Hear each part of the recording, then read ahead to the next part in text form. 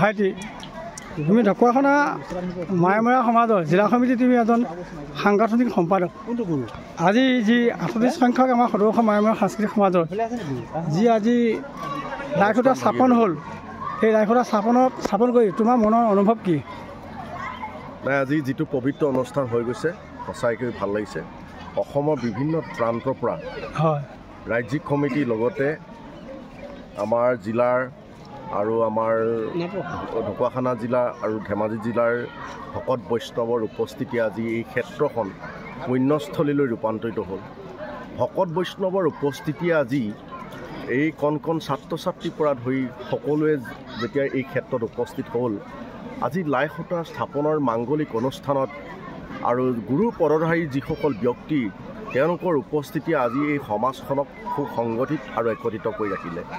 আৰু আজিৰ দিনটোত প্ৰমাণ হ'ল যে সেই 21 আৰু 22-23 তাৰিখৰ যিটো কেন্দ্ৰীয় অধিৱেশন হ'ব সেই অধিৱেশনত যে আমি এটা ৰিজাল্ট আমি একত্ৰিত হৈ অসমৰ আমি একত্ৰিত হৈ যাতে ভাৰতবৰ্ষৰ দৰবাৰলৈ লৈ যাব পাৰোঁ, বিশ্বৰ দৰবাৰলৈ লৈ যাব পাৰোঁ, আমাৰ কিন্তু সেইটো আজি এটা প্ৰমাণ হ'ল। যিসকল ভকত বৈষ্ণৱ আৰু গুৰু পদত্বধাৰী সত্ৰাধিকাৰসকল এতিয়া 38জন আমাৰ 38খন সত্ৰ আছে, তাৰে 2জন সত্ৰৰ সত্ৰাধিকাৰ আমাৰ আজি উপস্থিত থাকি যিটোৰ ভকতসকলৰ মাজত উপস্থিত থাকি আজি মাংগলিক কাৰ্যত উপস্থিত থাকি অনুষ্ঠানটো সাফল্যমণ্ডিত কৰাত সহায় কৰিলে। আৰু তেওঁলোক দুজনক আমি ধন্যবাদ জনাইছোঁ উদযাপন সমিতিৰ পৰা।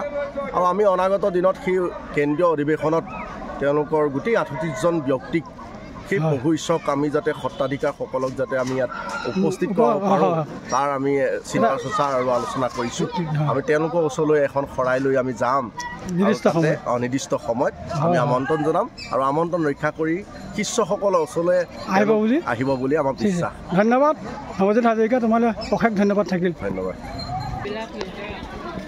হেল্ল' কওকচোন, আজি এই লাইখুটা স্থাপন অনুষ্ঠানত থাকি আপোনালোকৰ অনুভৱ কেনেকুৱা?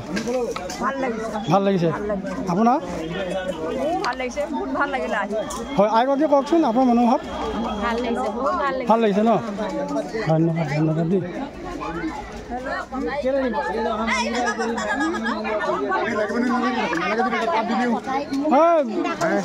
বনশ্ৰী, আজি অনুষ্ঠানত থাকি কেনেকুৱা লাগিল? ভাল লাগিল ন? ধন্যবাদ। শ্ৰদ্ধা ঢকুৱাখানা জিলা মায়ামৰা সাংস্কৃতিক সমাজৰ প্ৰচাৰ সম্পাদক আপুনি, আজি এই যে লাইখুটা স্থাপন অনুষ্ঠানত আপোনাৰ মনৰ অনুভৱ ব্যক্ত কৰকচোন। মই ঢকুৱাখানা জিলা সমিতি প্ৰচাৰ সম্পাদক হিচাপে আজি মই খুব গৌৰৱান্বিত, যিহেতু আমি আজি 9 তাৰিখৰ মায়ামৰা সাংস্কৃতিক সমাজৰ 38 সংখ্যক যিটো দ্বিবাৰ্ষিক অধিৱেশন আমাৰ ঢকুৱাখানা আৰু ধেমাজি সহযোগত অনুষ্ঠিত হৈছে। আজি লাইখুটা স্থাপনত অসংখ্য ভকত বৈষ্ণৱ তথা যুৱক যুৱতী আৰু সহযোগীসকলে যি উপস্থিতি যি সহায়ত মই খুব আনন্দিত হৈছোঁ, ভাল পাইছোঁ। অনাগত দিনত আমাৰ যিটো দ্বিবাৰ্ষিক অধিৱেশন ৰাজ্যিক ভিত্তিত হ'ব, সেই অধিৱেশনখিনি আমি সফল হোৱাৰ দিশত গৈ আছে। যিটো আজি জনসমুদ্ৰ ভকত বৈষ্ণৱ লাইন লাইনে যিটো দবা সংখ্যাৰ যিটো ধনী, সেই ধনীয়ে গোটেই ঢকুৱাখানাবাসী মায়ামৰা সাংস্কৃতিক ধৰ্মৰ যিখিনি আমাৰ অনুগ্ৰহ শিষ্য সকলোৱে উৎসাহিত হৈছে। আৰু এই প্ৰচাৰটোৱে আমাৰ মাৰ্চ মাহত হ'বলগীয়া 21, 22, 23 তাৰিখৰ যিটো দ্বিবাৰ্ষিক অধিৱেশন সেইখন সফল হ'ব। আৰু আমি এই হেঁপাহতে সমগ্ৰ অসমবাসী যিটো মায়ামৰা সাংস্কৃতিক গোষ্ঠী আমাৰ গুৰুজনা অনুগ্ৰহ শিষ্য সকলোকে আমি আমন্ত্ৰণ জনাইছোঁ। উক্ত অনুষ্ঠানত সকলোৱে সহায় সহযোগ কামনা কৰিছোঁ। আৰ্থিক শাৰীৰিক তেওঁলোকক সহায় জনাবৰ কাৰণে আমি উৎসাহ জনাইছোঁ। তাৰ কাৰণে মই ধন্যবাদ থাকিল দেই, আপোনালোক ধন্যবাদ থাকিল। সমলদা নমস্কাৰ। নমস্কাৰ। আপুনি ঢকুৱাখানা জিলা মায়মৰীয়া সাংস্কৃতিক সমাজৰ প্ৰকাশন সম্পাদক। আপুনি অনুষ্ঠানভাগী প্ৰায় গুৰি ধৰিয়ে থাকে, আজিলৈকে আপুনি লাগি আছে বছৰ বছৰ ধৰি। আজিৰ অনুষ্ঠানত উপস্থিত থাকি আপোনাৰ অনুভৱ কি ব্যক্ত কৰকচোন। অনুভৱ মানে মই খুবেই ভাল পাইছোঁ, ভাল লাগিছে। কাৰণ আমি আশা কৰা মতে যথেষ্ট সংখ্যক ৰাইজ আহি ইয়াত উপস্থিত হৈছে, ভক্ত বৈষ্ণৱ আহিছে। হয়, কাৰণ আমাৰ গোটেই ফিল্ডত প্ৰতিখন গাঁৱৰ পৰা যেতিয়া গায়নীয় দলবিলাক আহে, সকলোৱে গাই গাই আহিছে। তেওঁলোকৰ যি উৎসাহ আৰু আমাৰ মায়মৰীয়া সমাজৰ ভকত বৈষ্ণৱৰ যি উৎসাহ, যেতিয়া আমাৰ লাইখুটা স্থাপনৰ বেলিকা লাইখুটা স্থাপন কৰিব সময় হৈছে, সেই সময়টোত মানুহৰ উদুলি মুদুলি দেখি আমি আচৰিত খালোঁ যে কোনো জেগাত এনেধৰণৰ লাইখুটা স্থাপন কৰা দিনাই ইমান মানুহৰ জনসমুদ্ৰ হোৱা আমি দেখা পোৱা নাছিলোঁ। খুব ভাল লাগিছে মানুহৰ সঁহাৰি পাই। আমি যথেষ্ট কষ্ট কৰিছোঁ, অকণমান সৰু সুৰা দুই এটা খুটি নাটি ভুল ভিতৰুৱাকৈ থাকিলে, কিন্তু আমাৰ অনুষ্ঠান ভাগ প্ৰায় 80% আমি মানে সফল হৈছোঁ বুলি ভাবিছোঁ আমি। ধন্যবাদ থাকিল। সৰু ভাল লাগিলনে? ভাল লাগিলনে অনুষ্ঠান ভাগি? নমস্কাৰ। ককাই দিওঁ এইফালে চাওঁ, ককাই দিওঁ মানুহ ককাই দিওঁ, ককাই দিওঁ ককাই দিওঁ। আজি অনুষ্ঠান ভাগি উপস্থিত থাকি কেনেকুৱা লাগিলে? নমস্কাৰ। এই অনুষ্ঠান ভাগি হয় যি দেখিছোঁ, হয় এইভাগে আমি যাবও পৰা নাই বহুত জেগাত। হয় হয় গাঁৱলীয়া মানুহ হয় যি দেখিছোঁ মানে বহুত সুন্দৰ, বহুত ভাল, বহুত ৰাইজৰ সমাগম। হয়, ধন্যবাদ দিছোঁ। ধন্যবাদ ধন্যবাদ ধন্যবাদ।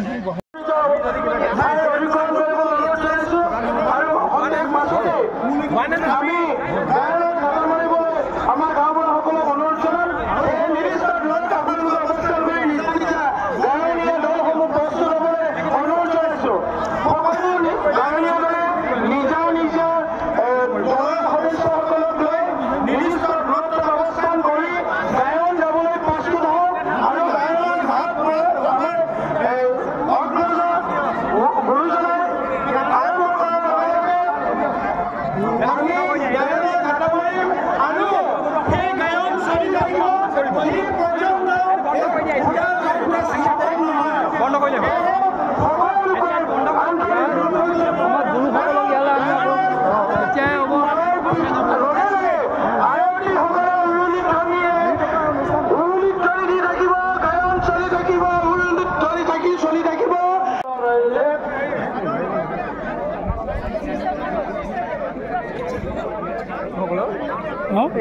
খেলবোৰ নহ'লে ৰাখিব পাৰিব।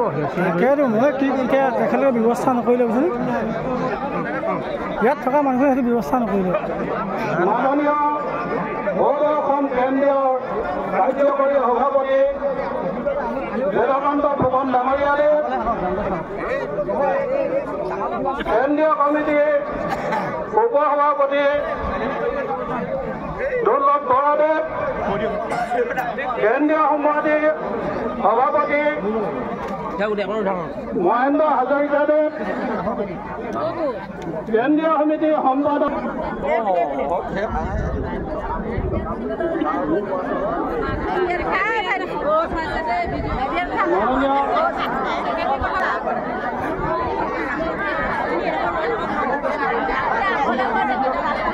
কাৰ্যসূচী লাইখুটা স্থাপন, এই অনুষ্ঠানলৈ আমি তেখেতক নিমন্ত্ৰণ জনাইছিলোঁ। তেখেতে আমাৰ নিমন্ত্ৰণ ৰক্ষা কৰি আমাৰ স্থলীত উপস্থিত হৈছে, তাৰ বাবে আমি তেখেতক ধন্যবাদ দিয়াৰ লগতে আমি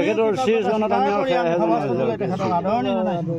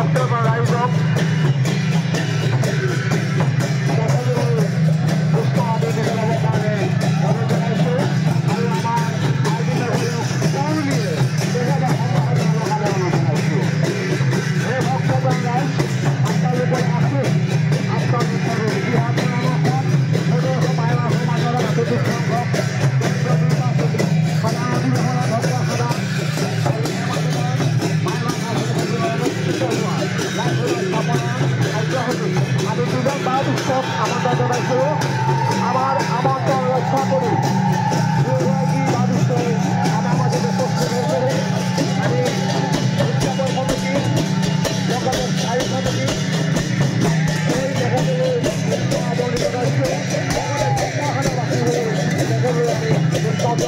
আদৰণি জনাইছোঁ আমাৰ আমন্ত্ৰণ ৰক্ষা কৰি ঢকুৱাখানা প্ৰেছ ফিল্ডৰ অন্যতম এজন গোলক বৰা আমাৰ মাজত আহি